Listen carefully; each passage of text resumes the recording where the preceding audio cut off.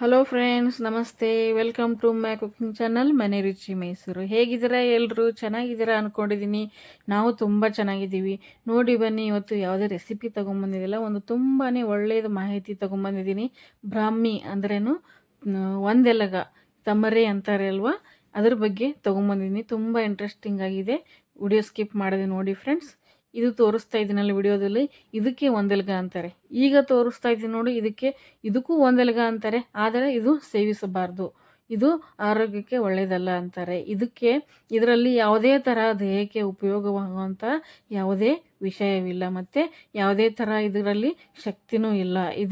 ಇದು ಒಂದೇ ಥರ ಇರುತ್ತೆ. ಆದರೆ ಇನ್ನೊಂದು ಬರುತ್ತೆ ನೋಡಿ, ಫಸ್ಟಿಗೆ ತೋರಿಸಿದ್ನಲ್ಲ, ನೆಕ್ಸ್ಟ್ ಬರ್ತಾ ಇರುತ್ತೆ ನೋಡಿ, ಅದಕ್ಕೆ ಒಂದೆಲಗ ಅಂತಾರೆ. ಇದಕ್ಕೆ ಅನ್ನಲ್ಲ. ಇದು ಯೂಸ್ ಮಾಡಬಾರ್ದು. ಇದು ಎಲ್ಲಿ ಬೇಕಾದ್ರೂ ಬೆಳೆಯುತ್ತೆ, ಮತ್ತು ಹೆಂಗೆ ಬೇಕಂಗೆ ಬೆಳೆಯುತ್ತೆ. ಇದು ಸರ್ಕಲ್ ಇರುತ್ತೆ ಮತ್ತು ಎಲೆ ದಪ್ಪ ಇರುತ್ತೆ. ಇದಕ್ಕೆ ಒಂದೆಲಗ ಅನ್ನಲ್ಲ ಅಂತಾರೆ. ಒಂದೆಲಗ ಆದರೆ ಸೇವಿಸಬಾರ್ದು. ಇದರಲ್ಲಿ ಯಾವುದೇ ಥರ ಒಂದೆಲಗ ಗುಣಗಳಿಲ್ಲ ಅಂತಾರೆ. ಇದು ಒಂದೆಲಗ ಅಲ್ಲ. ಈಗ ಬರ್ತಾ ಇದೆ ನೋಡಿ ವಿಡಿಯೋದಲ್ಲಿ, ಇದು ಒಂದೆಲಗ ಬ್ರಾಹ್ಮಿ ಅಂತಾರೆ. ಬ್ರಾಹ್ಮಿ ಯಾಕೆ ಹೆಸರು ಬಂತು ಅಂದರೆ, ಬ್ರಾಹ್ಮಿ ಅಂದರೆ ನೋಡಿ, ಚಿಕ್ಕ ಚಿಕ್ಕ ಎಲೆದು ಒಂದೇ ಕಡ್ಡಿಯಲ್ಲಿ 10 ಎಲೆಗಳು ಇರ್ತಾವೆ ನೋಡಿ, ಅದಕ್ಕೆ ಬ್ರಾಹ್ಮಿ ಅಂತಾರೆ. ಇದಕ್ಕೆ ಯಾಕೆ ಬ್ರಾಹ್ಮಿ ಅಂತಾರೆ ಅಂದರೆ, ದಕ್ಷಿಣ ಕನ್ನಡದಲ್ಲಿ ಆಡು ಭಾಷೆಯಲ್ಲಿ ಇದಕ್ಕೆ ಬ್ರಾಹ್ಮಿ ಅಂತಾರೆ. ಯಾಕಂದರೆ ಇದಕ್ಕೆ ಅದರದೇ ಆದಂಥ ಬ್ರಾಹ್ಮಿ ಅಂತಾರೆ ನೋಡಿ, ಅದರದ್ದು ಗುಣಗಳು ಮತ್ತು ಇದು ಒಂದೆಲಗ ಗುಣಗಳು ಒಂದೇ ಥರ ಇರುತ್ತೆ. ಅದರ ಪ್ರಯೋಜನಗಳು ಇದ್ರ ಪ್ರಯೋಜನಗಳು ಒಂದೇ ಇರುತ್ತೆ. ಅದೂ ದೇಹಕ್ಕೆ ಎಷ್ಟು ಪ್ರಯೋಜನ ಕೊಡುತ್ತೆ, ಈ ಒಂದೆಲಗ ಎಷ್ಟು ನಮಗೆ ಹೆಲ್ಪ್ ಆಗುತ್ತೆ, ಎರಡು ಆಲ್ಮೋಸ್ಟ್ 90% ಸೇಮ್ ಗುಣಗಳು ಇರ್ತವೆ. ಅದಕ್ಕೆ ಇದಕ್ಕೂ ಬ್ರಾಹ್ಮಿ ಅಂತಾರೆ. ಇದು ಎಲ್ಲಿ ಬೆಳೀತಾರೆ ಅಂದರೆ, ನಮ್ಮ ದಕ್ಷಿಣ ಕನ್ನಡದ ಕಡೆ, ಮಲೆನಾಡು, ಕರಾವಳಿ ಕಡೆ ಎಲ್ಲ ಬೆಳೀತಾರೆ. ಎಲ್ಲಿ ನೀರು ಸರಾಗವಾಗಿ ಒಂದೇ ಇಳಿಜಾರ ಕಡೆ ಹೋಗ್ತಾ ಇರುತ್ತೆ ನೋಡಿ ನೀರು, ಅಲ್ಲಿ ಇದು ಒಂದೆಲಗ ಸೊಪ್ಪು ಬೆಳೆಯುತ್ತೆ. ತಮರೆ ಅಂತಾರೆ ಮಲೆನಾಡು ಕಡೆ, ಕರಾವಳಿ ಸೈಡ್ ಇದಕ್ಕೆ ಏನಂತಾರೆ ತಮರೆ. ಅಲ್ಲಿದು ಒಂದು ಡೈಲಿ ಊಟದಲ್ಲಿ ಯೂಸ್ ಮಾಡುವಂಥ ಒಂದು ಸೊಪ್ಪು. ಇದು ತುಂಬಾ ಆರೋಗ್ಯದ ಗುಣಲಕ್ಷಣಗಳು ಹೊಂದಿದ್ದಾವೆ. ಮುಂದೆ ಎಲ್ಲನೂ ಪ್ರತಿಯೊಂದು ತಿಳಿಸಿದ್ದೀನಿ, ಸ್ಕಿಪ್ ಮಾಡಿದೆ ನೋಡಿ ಫ್ರೆಂಡ್ಸ್. ತುಂಬ ಯೂಸ್ಫುಲ್ ಆಗಿದೆ. ಮತ್ತು ಇದರ ಸೈಜು, ಇದರದ್ದು ಶೇಪ್ ನೋಡಿ, ಬ್ರೈನ್ ಥರ ಇರುತ್ತೆ. ಮೇನ್ ಇದು ಪ್ರತಿಯೊಂದು ಮೆದುಳಿಗೂ ತುಂಬಾ ಉಪಯುಕ್ತವಾಗೋದು. ಮತ್ತು ಇದರಿಂದ ಹಲವಾರು ರೆಸಿಪಿಗಳು ಮಾಡ್ತಾರೆ. ಆಯುರ್ವೇದದ ಪ್ರಕಾರ ಇದಕ್ಕೇನಂತಾರೆ, ಸರಸ್ವತಿ ಸೊಪ್ಪು ಅಂತಾರೆ. ಅಂದ್ರೇನು, ಅಷ್ಟೊಂದು ಹೆಲ್ಪ್ ಆಗುತ್ತೆ. ಇದರ ಒಂದೆಲಗದ ಉಪಯೋಗ ನೋಡೋಣ ಬನ್ನಿ. ಮೊದಲಿಗೆ ಇದು ನಮಗೆ ರೋಗ ನಿರೋಧಕ ಶಕ್ತಿಯನ್ನು ಹೆಚ್ಚು ಮಾಡುತ್ತೆ.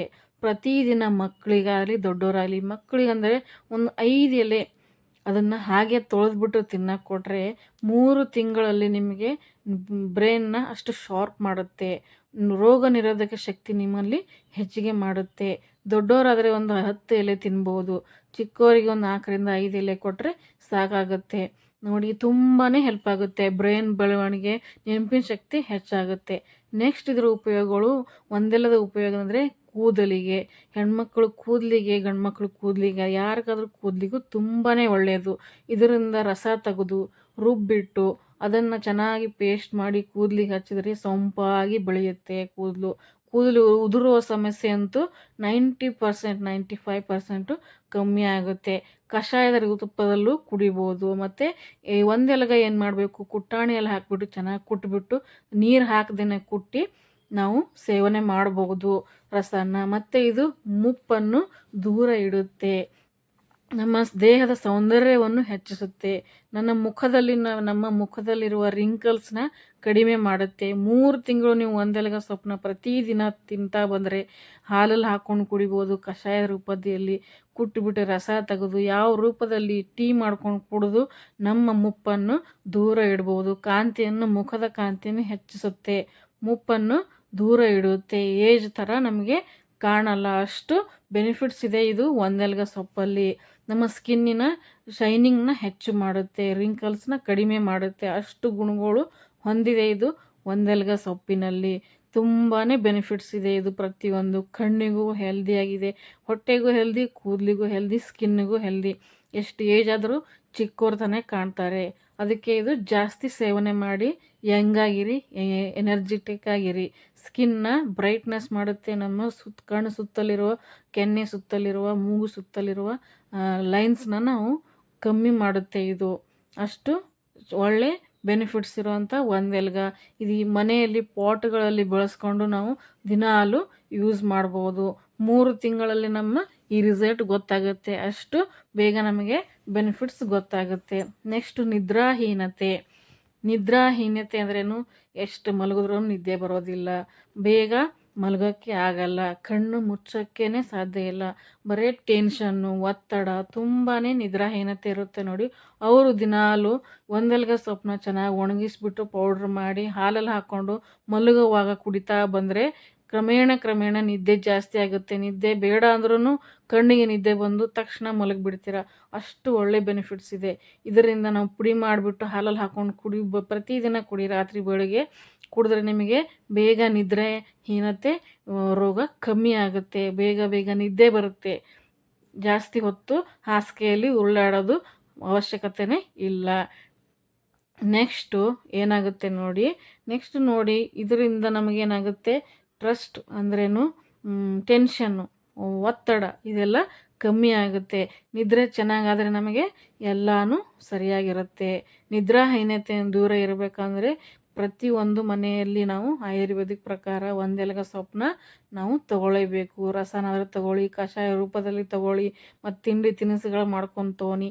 ಮತ್ತು ಅದರಿಂದ ಕುಟ್ಬಿಟ್ಟು ರಸನ ಕುಡೀರಿ. ನೀರು ಹಾಕದೇ ಜಜ್ಜಿಬಿಟ್ಟು ಅದರಿಂದ ಬರೋ ಅಂತಹ ರಸನ ಕುಡಿತಾ ಬಂದರೆ ಬುದ್ಧಿಶಕ್ತಿನೂ ಹೆಚ್ಚಾಗುತ್ತೆ, ನಿದ್ರಾಹೀನತೆ ಕಡಿಮೆ ಆಗುತ್ತೆ, ಬುದ್ಧಿಶಕ್ತಿ ಹೆಚ್ಚಾಗುತ್ತೆ. ಮತ್ತು ಮಕ್ಕಳು ಯಾರು ತೊದಲ್ತಾ ಇರ್ತಾರೆ ನೋಡಿ, ಮಾತು ಸರಿಯಾಗಿ ಬರಲ್ಲ ನೋಡಿ, ಮಕ್ಕಳ ತೊದಲುವಿಕೆಯನ್ನು ದೂರ ಮಾಡುವಂತಹ ಶಕ್ತಿ ಇರುತ್ತೆ ಒಂದೆಲಗ. ಇಲ್ಲಿ ತೋರಿಸ್ತಾ ಇರೋದು ಇದು ಬಜೆಯಲ್ಲಿ ಒಂದೆಲಗ ಸೊಪ್ಪಿನ ರಸ ಹಾಕಿಬಿಟ್ಟು ಜೇನುತುಪ್ಪದಲ್ಲಿ ಅದ್ದಿ ದಿನಾಲು ಬೆಳಿಗ್ಗೆ ಖಾಲಿ ಹೊಟ್ಟೆಯಲ್ಲಿ ಮಕ್ಕಳಿಗೆ 2ರಿಂದ 3 ಸಲ ನಾಲಿಗೆ ನೆಕ್ಕಿಸಿದ್ರೆ ಬರ್ತಾ ಕ್ರಮೇಣವಾಗಿ ತೊದಲುವಿಕೆ ದೂರವಾಗುತ್ತೆ. ಬಜೆಯಲ್ಲಿ 1-2 ಪಿಂಚಷ್ಟು ಬಜೆನ ತೆಗೆದ್ಬಿಟ್ಟು ಅದರಲ್ಲಿ 5 ಒಂದೆಲಗ ಸೊಪ್ಪಿನ ರಸವನ್ನು ಹಾಕಿ ಜೇನುತುಪ್ಪದಲ್ಲಿ ಅದ್ದಿ ಪ್ರತಿದಿನ ನೆಕ್ಕಿಸ್ತಾ ಬನ್ನಿ. ನಿಮ್ಮ ಮಕ್ಕಳಲ್ಲಿ ಬುದ್ಧಿಶಕ್ತಿನೂ ಹೆಚ್ಚಾಗುತ್ತೆ, ಮಾತು ಬೇಗ ಆಡ್ತಾರೆ. ಮಾತು ಯಾರಿಗೆ ಬರಲ್ಲ ಅವರು ಯೂಸ್ ಮಾಡ್ಕೋಬೋದು. ನೆಕ್ಸ್ಟು ಬುದ್ಧಿಶಕ್ತಿ ಅಂದರೆ ನೆನಪಿನ ಶಕ್ತಿ ಹೆಚ್ಚು ಮಾಡುತ್ತೆ. ಪ್ರತಿಯೊಂದು ಮಕ್ಕಳಿಗೆ, ಹುಡುಗರಿಗೆ, ನಾವು ಸ್ಕೂಲಿಗೆ ಹೋಗ್ತಾರಲ್ಲ, ಪ್ರತಿಯೊಂದು ಮಕ್ಕಳಿಗೆ ದಿನಾಲು ನೀವು ಏನು ಮರೆತರೂ ಬಾದಾಮಿ ಜೊತೆ ಇದು ಒಂದೆಲಗ ಸೊಪ್ಪು ಮರಿನೇ ಬೇಡಿ. ಎಲ್ಲ ಆದಮೇಲೆ ಒಂದೆಲಗ ಸೊಪ್ಪು ಬೆಳಿಗ್ಗೆ ಎದ್ದ ತಕ್ಷಣ ಒಂದೆಲಗ ಸೊಪ್ಪಿನ ರಸನಾದ್ರೂ ಕೊಡಿ, ಅದರಿಂದ ಹಾಲಾದ್ರೂ ಮಾಡಿಕೊಡಿ, ಅದರಲ್ಲಿನ ಲೇಹ ಮಾಡಿಕೊಡಿ. ಅದು ಹಾಗೆ ತೊಳೆದ್ಬಿಟ್ಟು 5ರಿಂದ 6 ಎಲೆಗಳ ತಿನ್ನಕ್ಕೆ ಕೊಡಿ. ಅದರಿಂದ ನಮ್ಮ ನೆನಪಿನ ಶಕ್ತಿ 99% ಹೆಚ್ಚಾಗುತ್ತೆ. ಇದು ಆಯುರ್ವೇದಿಕ್ ಪ್ರಕಾರನೂ ನಿಜ ಆಗಿದೆ, ವೈದ್ಯಕೀಯವಾಗಿ ಇದು ಸಾಬೀತಾಗಿದೆ. ದಿನಾಲು ಮಕ್ಕಳು ಬಾದಾಮಿ ಹೆಂಗೆ ತಿಂತಾರೆ ನೋಡಿ, ಹಾಗೆ 5-7 ಸಲ ಒಂದೆಲಗ ಸೊಪ್ಪಿಂದು ರಸನ ಕುಡಿ, ಅಥವಾ ಒಂದೆಲಗ ಸೊಪ್ಪು ಲೇಹನೇ ತಿನ್ನಿ. ಏನೇ ತಿನ್ನಿ ಬ್ರೈನ್ ಶಾರ್ಪ್ ಆಗುತ್ತೆ. ಬ್ರೈನಲ್ಲಿರುವ ಪ್ರತಿಯೊಂದು ನರಗಳು ತಮ್ಮ ಕೆಲಸನ ಕರೆಕ್ಟಾಗಿ ಮಾಡ್ತವೆ. ಓದಿರೋದು ಎಲ್ಲ ನೆನಪಿರುತ್ತೆ. ಅಂದರೆ ಮಕ್ಕಳಲ್ಲಿ ಏಕಾಗ್ರತೆ ಹೆಚ್ಚಾಗುತ್ತೆ. ಅಷ್ಟು ಶಕ್ತಿ ಇರುವಂಥದ್ದು ಒಂದೆಲಗ. ಮರಿ ಇದೇನೆ ಮಕ್ಕಳಿಗೆ ಕೊಡಿ, ಮನೆಯಲ್ಲಿ ಪಾಟಲ್ಲೇ ಬೆಳೆಸಿ. ಏನು ಮಲೆನಾಡಕ್ಕೆ ಹೋಗ್ತಾರೋವಂಥದ್ದು ಏನು ಅವಶ್ಯಕತೆ ಇಲ್ಲ. ಒಂದು ಕಡ್ಡಿ ನಿಸರ್ಗದಲ್ಲಿ ಅಂದ್ರೇನು, ಗಿಡಗಳು ಸಿಗುವಂಥ ಜಾಗದಲ್ಲಿ ಒಂದೆಲಗ ತಂದರೆ, ಅಥವಾ ಎಲ್ಲಾದರೂ ಬೆಳೆದೇ ಇರುತ್ತೆ, ಒಂದು ಸಿಕ್ಕು ತಂದು ಒಂದು ದೊಡ್ಡ ಪಾಟಲ್ಲಿ ಮನೆ ಹಾಕಿ ಬೆಳೆಸಿದ್ರೆ ಮನೆ ಮಂದಿಗೆಲ್ಲ ಯೂಸ್ ಆಗುತ್ತೆ. ಮೆದುಳಿನ ಶಕ್ತಿ ಹೆಚ್ಚು ಮಾಡುತ್ತೆ, ಬ್ಲಡ್ ಸರ್ಕ್ಯುಲೇಷನ್ ಚೆನ್ನಾಗಿರುತ್ತೆ. ಮೆದುಳಲ್ಲಿ ಬ್ಲಡ್ ಸರ್ಕ್ಯುಲೇಷನ್ ಎಷ್ಟು ಚೆನ್ನಾಗಿರುತ್ತೆ ಅಷ್ಟು ಇಡೀ ಬಾಡಿ ಚೆನ್ನಾಗಿರುತ್ತೆ. ಮತ್ತು ಪ್ರತಿಯೊಂದು ಮೆದುಳಲ್ಲಿರುವ ಪ್ರತಿಯೊಂದು ನರ ನಾಡಿಗಳು ನಮಗೆ ಆ್ಯಕ್ಟಿವ್ ಆಗ್ತವೆ. ಆ ಶಕ್ತಿ ಈ ಒಂದೆಲಗ ಸೊಪ್ಪಿಗಿದೆ. ಇದು ಹಿಂದಕ್ಕಿನ ಹಳೆಯ ಕಾಲದಲ್ಲಿ ಆಯುರ್ವೇದ ಗ್ರಂಥಗಳಲ್ಲಿ ಇದರ ಉಲ್ಲೇಖವಿದೆ. ಅಷ್ಟೊಂದು ಮಹತ್ವದ ಗುಣಗಳು ಹೊಂದಿದೆ. ಮತ್ತು ನೆಕ್ಸ್ಟು BP, ಶುಗರ್, ರಕ್ತ ಒತ್ತಡ ಮತ್ತು ಸಕ್ಕರೆ ಕಾಯಿಲೆ. ಈಗಿನ ಜನ್ರೇಷನಲ್ಲಿ ಪ್ರತಿಯೊಂದು 100 ಜನರಲ್ಲಿ 99% ಅಷ್ಟು ಜನ ಸಕ್ಕರೆ ಕಾಯಿಲೆಯಿಂದ, BP ಯಿಂದ ಬಳಲ್ತಾ ಇದ್ದಾರೆ. ಅಂದರೆ 100% ಜನರಲ್ಲಿ 90 ಜನರಲ್ಲಿ BP, ಶುಗರ್ ಅಂತೂ ಇದ್ದೇ ಇರುತ್ತೆ. ಹೈ BP, ಹೈ ಸಕ್ಕರೆ ಕಾಯಿಲೆ, ಹೈ ಶುಗರ್ ಎಲ್ಲ ಇರುತ್ತೆ. ಅವರಿಗೆ ಕ್ರಮೇಣವಾಗಿ ಕಡಿಮೆ ಮಾಡುವಂಥ ಶಕ್ತಿ ಈ ಒಂದೆಲಗ ಸೊಪ್ಪಿಗಿದೆ. ಪ್ರತಿದಿನ ಇದರದ್ದು ಕಷಾಯನೋ, ಇದರದ್ದು ಚಹಾನೋ, ಇದರಲ್ಲಿರುವ ಜ್ಯೂಸನ್ನು ತಕ್ಕೊಂಡು ಪ್ರತಿದಿನ ತಿಂದರೆ ಕ್ರಮೇಣವಾಗಿ 3 ತಿಂಗಳಲ್ಲಿ ರಿಸಲ್ಟ್ ಗೊತ್ತಾಗುತ್ತೆ. ಈ ಥರ ಒಂದೆಲಗ ಸೊಪ್ಪಿನ ಉಪಯೋಗ ಮಾಡಿ. ದಪ್ಪ ಇರುವಂಥ ಅಡಾಲಾಗಿ ಸರ್ಕಲಾಗಿರುವಂಥ ಒಂದೆಲಗ ಸೊಪ್ಪು ಯೂಸ್ ಮಾಡಬೇಡಿ. ಇದೇ ಒಂದೆಲಗ ಬ್ರಾಹ್ಮಿ, ಇದೇ ಕರೆಕ್ಟ್ ಆಗೋದು. ಕುಟ್ಟಿ ಇದರ ರಸ ತೆಗೆದುಬಿಟ್ಟು ಕುಡಿತಾ ಬಂದರೆ ಬುದ್ಧಿಶಕ್ತಿ, ಕೂದಲಿಗೆ, ಕಣ್ಣಿಗೆ, ನಮ್ಮ ಕರಳಿಗೆ, ಶ್ವಾಸಕೋಶಕ್ಕೆ ಮತ್ತು ಸ್ಕಿನ್ನಿಗೆ ತುಂಬ ಒಳ್ಳೆಯದು. ನೋಡಿ ರೆಸಿಪಿಗಳು ನೋಡಿ ತುಂಬಾ ಇದರಲ್ಲಿ ಚಟ್ನಿ ಮಾಡ್ಕೋಬಹುದು, ಸಾರು ಮಾಡ್ಕೋಬಹುದು, ತಂಬುಳಿ ಮಾಡ್ಕೋಬಹುದು, ಮತ್ತು ತೊಕ್ಕು ಮಾಡ್ಕೋಬಹುದು, ಜ್ಯೂಸ್ ಮಾಡ್ಕೋಬಹುದು, ಸಾಂಬಾರು ಮಾಡ್ಕೋಬಹುದು. ಇದರಿಂದ ಚಪಾತಿಯಲ್ಲಿ ಹಾಕಿಬಿಟ್ಟು ಮಕ್ಕಳಿಗೆ ಮಾಡಿ ಕೊಡ್ಬೋದು. ಮತ್ತು ಇದರಿಂದ ಜ್ಯೂಸ್ ತಯಾರು ಮಾಡ್ಕೋಬಹುದು. ಪ್ರತಿಯೊಂದರಲ್ಲಿ ನೀವು ಮಕ್ಕಳಿಗೆ ಈ ಥರ ಆ್ಯಡ್ ಮಾಡಿ ಕೊಡ್ತಾ ಬಂದರೆ ಮಕ್ಕಳಿಗೆ ಗೊತ್ತಾಗಲ್ಲ. ಚಟ್ನಿಯಲ್ಲಿ, ಕಾಯಿ ಚಟ್ನಿಯಲ್ಲಿ ಒಂದು 5ರಿಂದ 6 ಎಳೆ ಹಾಕಿಬಿಟ್ಟು ರುಬ್ಬಿಟ್ಟು ಕೊಡಿ. ಕಷಾಯ ಮಾಡಿ ಇದು ಕಾಫಿ ಟೀ ಕುಡಿತಾ ಇದ್ದರೆ ಈ ಥರ ಮಾಡಿಕೊಡಿ ಚಹಾ ಇದೆ ಅಂತಂದು. ನೀರನ್ನ ಶೋಧಿಸ್ಬಿಟ್ಟು ಜೇನುತುಪ್ಪದಲ್ಲಿ ಕಲಿಸಿ ದಿನಾಲು ತಿನ್ನಿಸಿ.